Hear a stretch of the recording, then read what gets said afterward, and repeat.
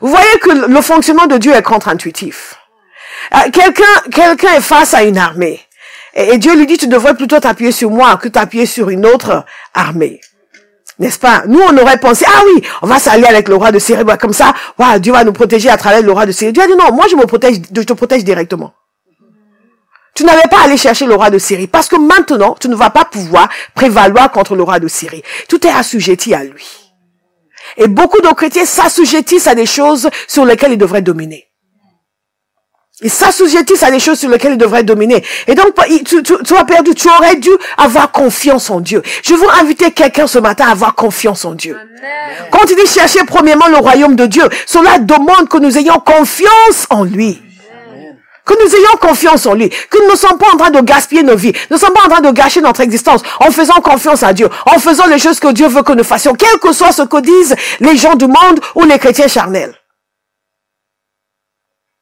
Et j'ai dit, oui, mais tu sais, tu travailles toute la semaine, tu devrais te reposer le samedi matin plutôt que d'aller à la prière. Pardon? Il fallait me dire de me reposer le mercredi matin plutôt que d'aller au travail.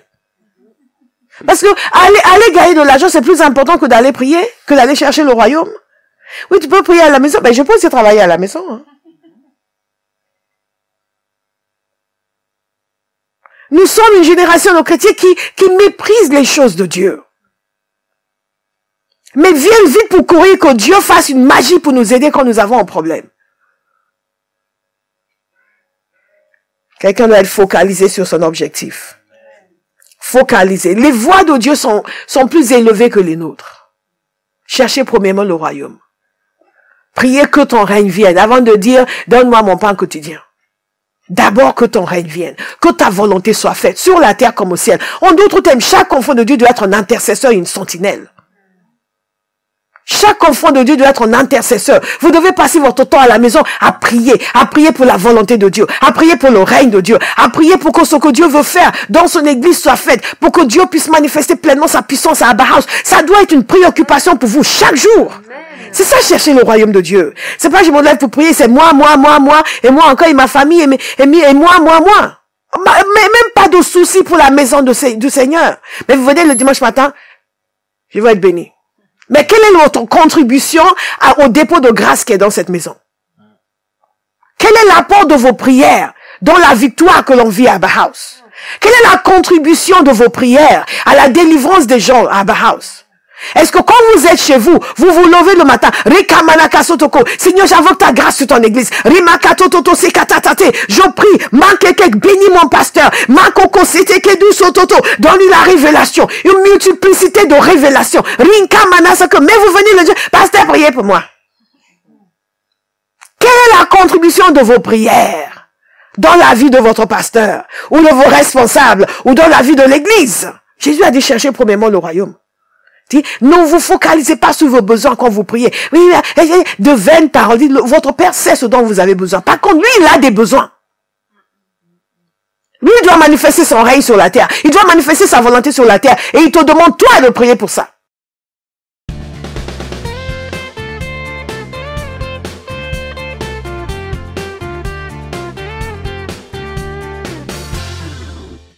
Parce que ce qu'il faut savoir, c'est que quand vous priez, vous priez pour la volonté de Dieu dans l'église, dans l'évangélisation, le salut des âmes. Vous n'êtes pas en train de perdre votre temps, vous êtes en train de faire le plaisir du Père. Vous êtes en train de vous occuper des choses qui sont chères à son cœur. Vous ne voulez pas le faire, mais vous voulez qu'il s'occupe de vos affaires. Et Jésus nous dit non. D'abord, vous vous occupez des affaires du royaume. Et ensuite, toutes vos affaires seront réglées. Malgré un changement de mentalité. Qui demande que nous ayons confiance dans le Seigneur, que nous comprenions la nouvelle alliance. 1 Pierre 2, verset 9 nous dit ceci, vous êtes un peuple choisi, des prêtres royaux, une nation sainte, un peuple racheté, afin de proclamer la louange de celui qui vous a appelé des ténèbres à sa merveilleuse lumière. Vous voyez, nous sommes rachetés pour proclamer sa louange, pas pour continuer à quémander, pour proclamer sa louange. Dans quelle mesure est-ce que dans votre maison, vous proclamez en continu sa louange? Nous sommes rachetés pour proclamer sa louange. Quelle est la mesure de proclamation de sa louange qui sort de ma vie? Quelle est la mesure? Et c'est pour cela que j'ai été racheté. C'est ça chercher le royaume de Dieu. Captivé par Dieu, le louer, le servir, l'honorer et vivre en intimité avec lui. On ne peut le faire que si on proclame sa louange. Et c'est pour cela que j'ai été racheté, pour proclamer sa louange. Est-ce que je proclame sa louange? Yebarobose, je vais chercher le royaume de Dieu. Nous devons comprendre la nouvelle alliance. Notre raison d'être, nous devons comprendre aussi la bonté de Dieu et la fidélité de Dieu. Vous savez, beaucoup de personnes, peu importe ce que vous leur dites, moi j'ai déjà eu des gens venir avec le même sujet de prière, et le même sujet de prière, le même sujet de, ok, on a prié, on fait confiance au Seigneur. Maintenant on continue. Non, il veut pas prier pour autre chose. Non, il veut pas prier pour la sœur, il veut pas prier pour le frère. Ils veulent encore leur sujet, Au bout d'un moment, je dis, mais calme-toi. Jésus nous a dit de ne pas nous inquiéter. Oui, et ils reviennent, encore, et c'est la même chose, on continue. Au point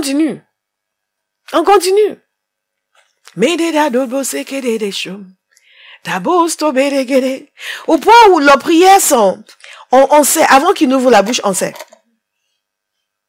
J'imagine ça doit être un peu drôle pour les anges, parce qu'ils doivent être là pour dire, il va prier. Et ils peuvent réciter ce qu'il va dire. C'est dès qu'il ouvre la bouche, Seigneur, ils sont deux, boum. Ils savent. J'ai vu les anges, ils doivent quand même s'amuser beaucoup. Ils doivent pas mal s'amuser avec les choses qu'ils voient et qu'ils entendent. Ils doivent pas mal s'amuser. Zamolo Bozekete. Et voilà le décalage parfois qui peut exister entre nous et le royaume de Dieu et les choses du royaume de Dieu. Il dit, mais ce sont des rachetés. Ils n'ont pas compris le sang, ils n'ont pas compris la nouvelle alliance, ce sont des rachetés. Pourquoi ils se comportent comme cela? Mais ce sont des rachetés. Mais le Fils de Dieu a versé son sang pour eux.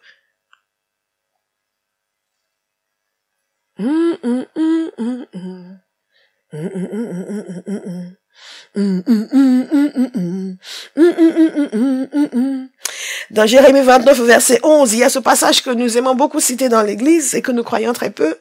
En effet, moi, je connais les projets que je forme pour vous, déclare l'Éternel, projets de paix et non de malheur, afin de vous donner un avenir et de l'espérance. Si je crois que ces projets pour moi sont des projets de bonheur et de paix, si je crois qu'il veut me donner un avenir et une espérance, je ne vais pas m'inquiéter. Je vais me plonger dans les affaires du royaume. Alléluia. Stamono dodo senga. Et quand je connais en plus le contexte dans lequel il a donné ce passage, comment Dieu peut parler ainsi à un peuple qui est en train de partir en captivité, qui est en train de tout perdre son pays, perdre son temple, tout ce qui a été la gloire d'Israël. Le royaume du Nord, Israël, avait déjà disparu, emmené par les Assyriens. Maintenant, c'est le tour du petit royaume de Juda, emmené par les Babyloniens. Et Dieu dit, je connais les projets que j'ai formés pour vous. Des projets de bonheur et non de malheur, afin de vous donner un avenir et une espérance. Au milieu des inquiétudes, au milieu des larmes, au milieu des difficultés, un avenir sombre. Celui qui est Dieu, qui n'est surpris par rien ni par personne. Il dit, qui connaît la fin avant même le commencement. Il dit, je connais les projets que j'ai formés pour vous. Jérémie a dit, vous partirez en captivité, mais 70 ans, vous reviendrez. Vous reviendrez. Parce que Dieu sait ce qu'il veut faire. Et il va faire ce qu'il veut faire. Et il nous dit de lui faire confiance, de nous occuper de lui, de ses affaires, de nous occuper de marcher avec lui en intimité, vivre pour Dieu. Pas uniquement de Dieu, mais pour Dieu. Vivre pour Dieu. Et nous laisser être concernés par ce qui le concerne, être touchés par ce qui le touche, que les affaires de son royaume deviennent notre préoccupation permanente. La fois vous demandez aux gens, ah, tu as prié en tel, à tel, tu as prié? Ah non. Vous regardez, tu dis, tu n'as pas prié. Non. Oh, on m'a dit, il y a telle chose dans sa vie, alors vous avez prié ensemble? Non. Mais tu as prié pour lui après? Non. Je dis, mais il y a un problème. Il y a un problème. Parce que quand quelqu'un vient me confier une situation, là, mon réflexe immédiat, je commence à prier. Tu dis quoi? Non. Je pensais l'autre jour à une servante de Dieu, il y a des années de cela, j'étais encore jeune, je devais avoir, je ne sais pas, 28 ans, et pour certains 28 ans, c'est pas jeune, hein, c'est jeune. Je devais avoir 28 ans, et par là, mais Dieu nous a donné l'audace de la foi. Il nous a donné l'audace de la foi. Et une servante de Dieu, elle était enceinte, et les médecins voulaient qu'elle avorte. Parce qu'ils ont dit que c'était trop dangereux, l'enfant risquait de mourir et elle aussi. Et nous, on s'est levé de quoi? On va prier. On n'a pas dit, oh, c'est dommage. Oh, bah écoute, tu me tiens au courant, hein? Non. On a dit quoi? Non. Et on peut dire, non, tu vas avoir l'enfant. Et tu vas pas mourir non plus. Ah, l'Éternel est Dieu. On a prié. Aujourd'hui, le garçon, il doit avoir... puisque j'avais 28 ans. Vous imaginez quel âge il doit avoir maintenant. Non, c'est un grand gaillard maintenant. Et j'y ai pensé, j'ai mon Dieu. Et si on avait fait, c'est dangereux, hein. C'est dangereux, c'est vrai, il faut évacuer, comme on dit, il faut évacuer. Ah oui. Quand vous cherchez le royaume de Dieu, peu importe, et je n'étais pas dans le ministère. J'avais juste une rage contre les œuvres des ténèbres. Vous pouvez être utilisé par Dieu pour des gens de façon surprenante. Nous devons être connectés, spirituellement connectés. Comme je disais précédemment, vivre dans les dimensions spirituelles. Les dimensions spirituelles. Beaucoup de gens veulent être utilisés. Et en étant le plus charnel possible. Pourquoi on m'a pas choisi pour ceci? Parce que tu fais pas le poids.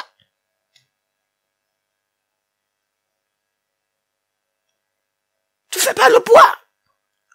La moindre secousse des ténèbres, tu vas t'écrouler. Quelqu'un va entrer dans des dimensions. Avancer spirituellement. Il y a toujours un progrès à faire sur le plan spirituel. Et les chrétiens veulent rester statiques. Et après, ils s'étonnent. Est-ce que le diable leur mange les oreilles la nuit? Et les chaussures le matin? Qui a mangé mes chaussures? C'est un démon. Non, c'est pas un démon. C'est un rat. D'accord, ce qui veut dire donc, si nous cherchons premièrement le royaume de Dieu et ça veut dire que nous acceptons tout ce qui vient de Dieu. Beaucoup de gens disent, mais je cherche le royaume de Dieu, et qu'est-ce qu'il faut? Ils vont se tâter. C'est comme les gens qui donnent la dîme pendant 2 mois et après ils voient ce qui va se passer. Et ils voient rien. Non, ça marche pas. Non, c'est pas le loto, hein. Même le loto, 2 mois, vous gagnez pas. Il y a des gens, moi je connaissais des gens dans l'autre. J'étais étonnée de voir que les gens jouaient. Parce que moi, d'où je viens, les gens qui jouent à ce genre de jeu, c'est vraiment des gens qui sont... Il fallait des gens, vous comprenez ce que je veux dire. Et donc, j'étais vraiment étonnée en France que les gens normaux jouent aux jeux de hasard et faisaient la queue. Je connaissais un garçon qui faisait jouer le loto toutes les semaines. Il n'a jamais gagné. Je l'ai perdu de vue depuis des années, mais je l'ai connu pendant 1 année, il jouait toutes les semaines. Vous dites aux chrétiens de donner leur dîme, ils font donner leur dîme pendant 2 mois. Vous voyez est-ce que quelque chose a changé. Même le loto, vous jouez toutes les semaines. Il y a des gens qui jouent au loto depuis 10 ans, 20 ans, ils jouent au loto toutes les semaines, ils n'ont rien gagné, ils continuent de jouer. Alléluia. Quand nous cherchons premièrement le royaume de Dieu et sa justice, nous ne sommes pas en train de nous dire 10%. Quelqu'un m'a demandé une fois, mais oui, mais pourquoi 10%? Pourquoi pas 5%? Parce que dîme veut dire un dixième. Ah! Un dixième! C'est ce que ça veut dire. C'est ce que ça veut dire. C'est pas que les pasteurs disent, oui, on va dire la dîme c'est 10%. Comme ça, on prend 10%. Au lieu de dire, mais non, c'est un dixième. Et que si sous l'ancienne alliance, ils donnaient un dixième, nous devrions donner 50%. Compte tenu de la grâce que nous avons reçue. Quand vous commencez à chipoter sur l'argent avec Dieu, votre cas est grave. Les gens vont cacher sous des auspices théologiques des choses qui sont littéralement des choses de cœur. Et un esprit d'avarice. Zamakere manazo toto. Bandej teberegado. Zambe ketato, shoboro. Donc, qu'est-ce que nous faisons? Nous acceptons tout ce qui vient de Dieu. Donc, nous ne sommes pas en train de nous tâter pour voir est-ce que nous sommes bénis déjà. Est-ce qu'ils s'est déjà occupé de mes besoins? Parce que j'ai fait 3 réunions de prière, là. J'ai pas encore vu ma situation changer. Non, moi, je suis allé évangéliser 5 fois. Je n'ai pas encore vu ma situation changer. Si vous faites ça, vous ne verrez jamais rien changer. Alléluia. J'aime bien le serviteur de Dieu qui dit, même s'il me tuait, je le louerais. Vous me suivez? Le chrétien doit adopter cette voie. Dieu a promis de me bénir, mais même s'il ne me bénit pas, je le servirai. Je chercherai le royaume de Dieu. Jésus a dit chercher le royaume de Dieu et tout le reste vous sera ajouté, même si rien ne m'est ajouté. Je chercherai quand même le royaume de Dieu. C'est important que nous ayons cette mentalité. Pas parce que nous pensons que Jésus a peut-être menti, non, mais parce que nous ne voulons pas être là à mesurer Dieu à chaque fois. À évaluer Dieu par rapport à nous. Je fais ça, qu'est-ce qu'il a fait? Il a déjà fait au-delà de tout ce que moi je pourrais faire. Au-delà de tout ce que je pourrais faire, il a déjà fait. Si je mettais toute ma vie, je ne faisais rien d'autre que de servir Dieu, que de prêcher l'évangile, que de m'occuper des gens, je ne ferais jamais autant que Dieu a déjà fait pour moi. Donc s'il ne fait plus rien pour moi, il a déjà trop fait. Nous devons avoir cette compréhension des choses. Donc, nous n'amenons pas nos dîmes en voyant pendant 2 mois. Est-ce qu'il va se passer quelque chose? Oui, parce qu'il m'a dit, mettez-moi à l'épreuve. Ça, c'est la gloire de Dieu de dire cela. Et c'est ma gloire à moi de ne pas lui exiger quoi que ce soit.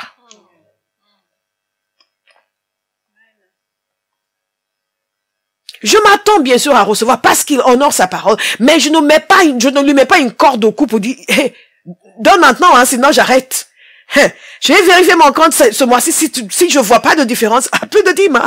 Je te dis. Et beaucoup de chrétiens sont comme ça. Et ils pensent que Dieu va courir pour aller faire quelque chose pour qu'ils continuent de donner leur dîme. Il n'a pas besoin de votre argent. Il n'est pas fauché. S'il en avait besoin, peut-être, mais il n'en a pas besoin. C'est nous qui en avons besoin.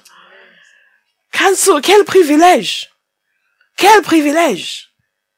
Quel privilège de pouvoir servir Dieu et servir les affaires de son royaume. Quel privilège. Quel honneur, quelle grâce, quelle gloire. On m'a dit, moi, de venir à 7h alors que les autres viennent à 9h. Quel privilège. Au lieu de cela, les chrétiens, oui, mais pourquoi c'est moi qui dois venir à 7h, parce que les autres, ils viennent à 9h, pourquoi c'est moi? Au lieu de sauter d'eau, j'ai dit, moi, j'ai le privilège de faire 2 heures de plus que les autres. Seigneur, merci pour cette grâce. Cherchez premièrement le royaume de Dieu et sa justice. Le temps vient à Bauhaus, et je le crois, où les gens vont courir pour chercher une possibilité de servir. Vont courir à droite. Est-ce que je peux, parce que la révélation serait déjà venue dans notre cœur qu'il faut chercher premièrement le royaume de Dieu. Le temps vient, on n'aura pas besoin de dire aux gens, est-ce que tu fais les sujets qu'on te donne? Est-ce que tu fais les sujets? Non. Où on sait que les gens d'eux-mêmes vont comprendre la valeur. Des témoignages extraordinaires que j'entends de personnes qui ont compris la valeur, qui cherchent le royaume. Et en cherchant le royaume, Dieu s'occupe de leurs affaires. Et les gens sont là, ils cherchent pas le royaume. Ils se disent, mais priez pour moi. Les gens les plus paresseux sont ceux qui demandent le plus de prières. Nous devons nous réveiller. Il y a une équation dans le royaume de Dieu. Cherchez le royaume et le reste vous sera ajouté. Oui, mais pasteur, vous avez... Et il vous donne l'impression que vos prières ne marchent pas. Mes prières marchent. Mes prières marchent. Mes prières marchent. Maintenant, est-ce que ta vie est en terrain propice? Il y a des gens qui ont fait, oui, mais je suis allé dans tel endroit, ils ont fait, va là-bas, reste là-bas. Pas de chantage ici. Jésus nous a dit, faites ceci et vous aurez cela. Faites ceci, vous aurez cela. Faites ceci, vous aurez cela. Et nous ne voulons pas le faire, mais nous voulons avoir cela. Faites ceci, vous aurez cela. Faites ceci, vous aurez cela. Faites ceci, vous aurez cela. Il y a des dimensions en Dieu. Qui veut des dimensions en Dieu? Il y a des dimensions en Dieu. Il y a des dimensions en Dieu. Et l'obéissance, c'est une porte d'entrée dans ces dimensions. C'est une porte d'entrée. Quelqu'un doit prier des fois, Seigneur, enlève le sommeil. Que le sommeil ne détruise pas mon existence. Enlève, délivre-moi d'un excès de sommeil. Je suis émerveillé par le fait que, il y a des fois, je dors comme si je suis drogué. Et il y a d'autres moments, je ne veux même pas dormir. Je prie. Je m'endors une poche. Rakakatototo. Zingigaga. Je me réveille. Rakakakototo sekati. Indaborogose. Kandebesakato. Oh. Inkakasatatatatatotototo. J'ai aucune envie de dormir. Il faut que je prie. Menga borobobo seketa. Le sommeil est bon. Ne dis pas Pasteur Bola dit de ne jamais dormir. Pasteur Bola dit de ne jamais dormir. Non, je ne dis pas qu'il ne faut jamais dormir. Mais je dis qu'il y a des fois, il faut être éveillé. Il y a des fois, il faut être éveillé. Et être capable de vous réveiller facilement. Pas pour vous réveiller, faut qu'on amène dos sodo, pou. Dos sodo, pou. Vous savez, ces enfants, il y a ces enfants-là qui n'aiment pas se réveiller. Vous venez les réveiller. Et je sais pas pourquoi ils se grattent. Ils se grattent toujours. Oui, maman. Et ils dorment.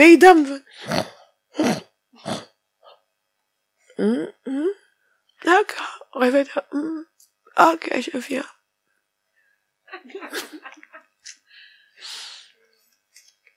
Si vous étiez comme ça enfant et vous êtes encore comme ça adulte, soyez libérés. Soyez libérés. Parce que quand les démons viennent vous agiter la nuit et que vous ne pouvez pas vous réveiller, c'est grave. Vous devez, Jacaraba, au nom de Jésus, get out! Au lieu de ça, c'est, il me piétine. Je sens un truc qui me piétine. J'arrive pas à me réveiller. Vous allez vous réveiller quand il faut. Pour prier et pour tabasser le diable. Samagera boso côté, nous acceptons tout ce qui vient de Dieu. Toute chose concourt au bien de ceux qui aiment Dieu, nous dit la parole de Dieu. Si nous avons cette confiance dans le Seigneur, nous allons gagner dans la vie. Et nous devons être captivés par Dieu. L'intimité, l'adoration, vivre dans l'intégrité.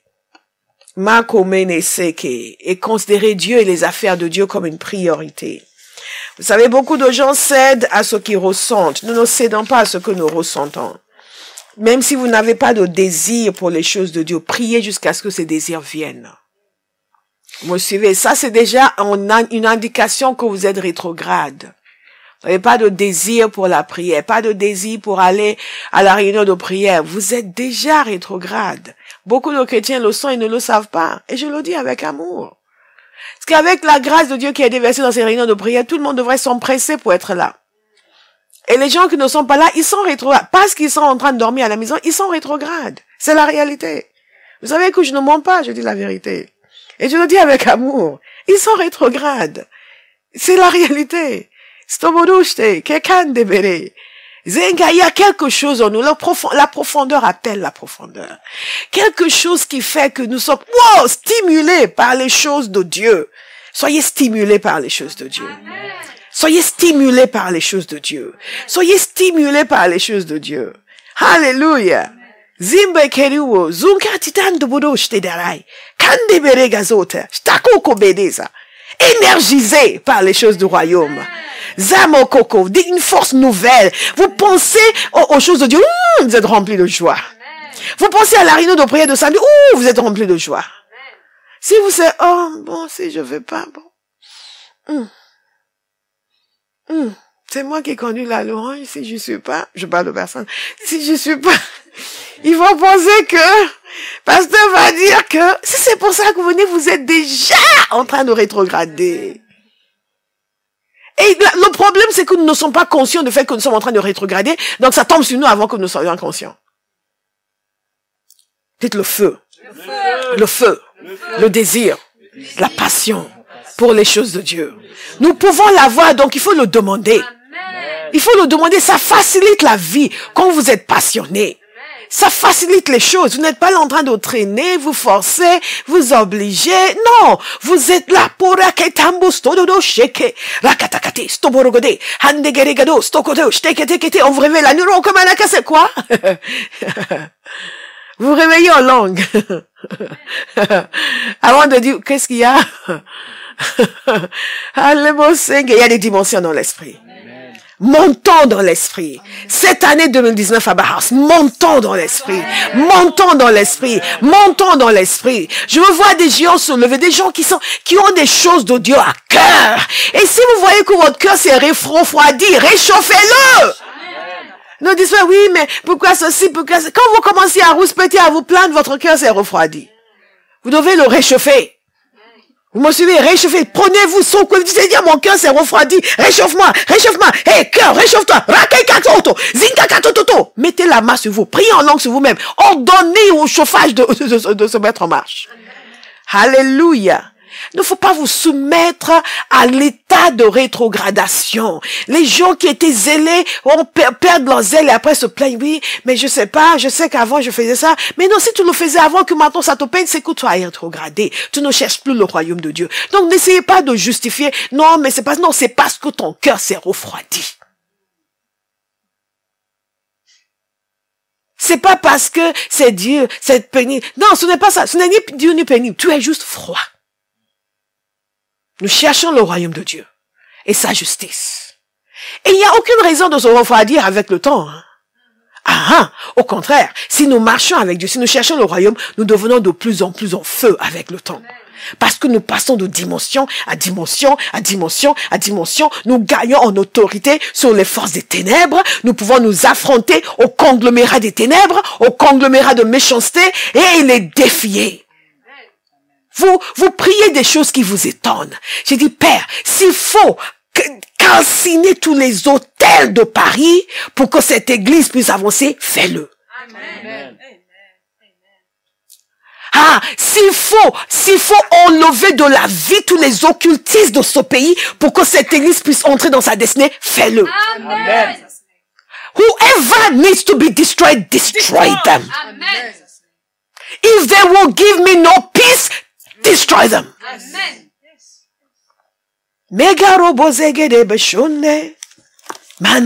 Cherchez le royaume de Dieu.